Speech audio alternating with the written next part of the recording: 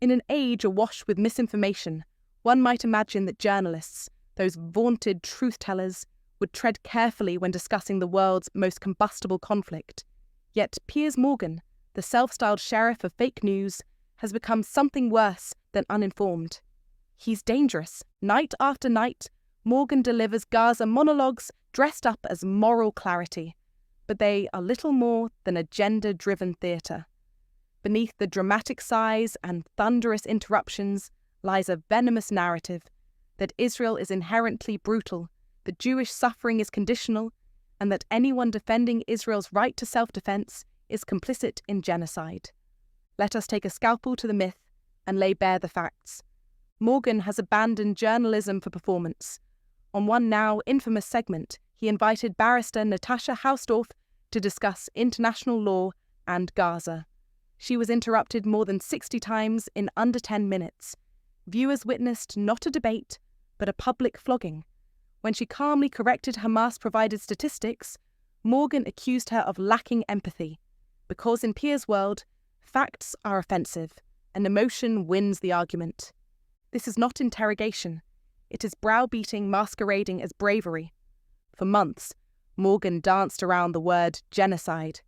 Then, in a viral exchange with Mehdi Hassan, he capitulated.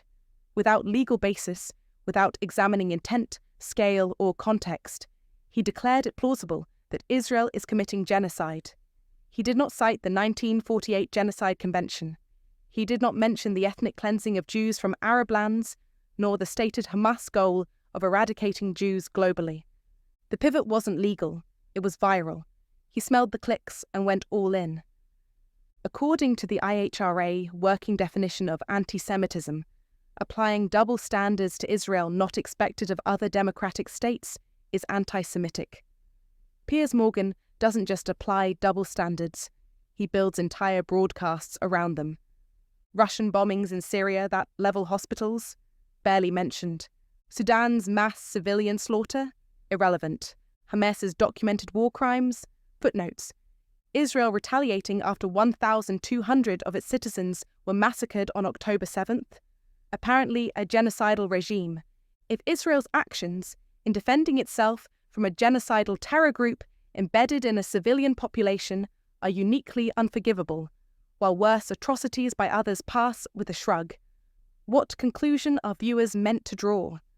The conclusion is this: Jewish blood is uniquely problematic. That is antisemitism, however loudly it is cloaked in human rights. Morgan gave a platform to Dan Bilzerian, who used it to downplay the Holocaust, question whether 6 million Jews were really murdered, and accuse Jews of controlling historic atrocities. The interview went viral. The full 33-minute clip stayed online, monetized and promoted. There was no robust pushback, no fact-checking, no editorial note, just vile, vintage anti-Semitism repackaged as a different perspective. Ask yourself, would Morgan leave a similar video up if a guest denied the Rwandan genocide? Or the Armenian one? The answer is no, but the Holocaust? Apparently that's negotiable if the ad revenue's right. Tucker Carlson publicly claimed that Morgan told him off-air, "I hate Israel with every fibre of my being." Morgan denied it, but refused to release the raw footage. That silence is damning.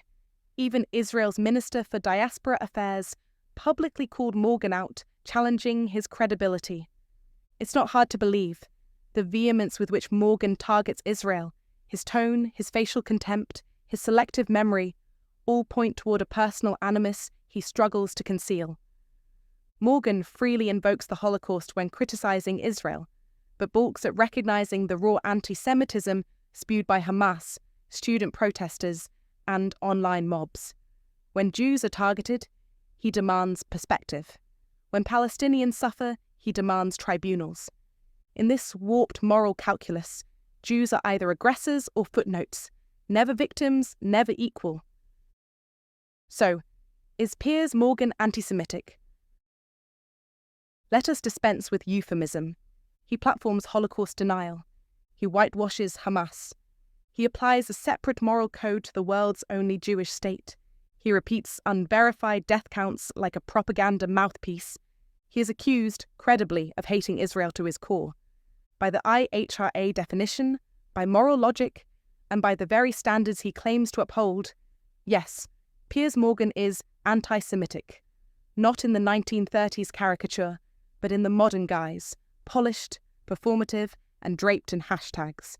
He is not a brave journalist. He is a ratings mercenary trading in Jewish scapegoating disguised as dissent. And in a world where anti-Semitism is once again fashionable, Piers Morgan is not merely part of the con VR video.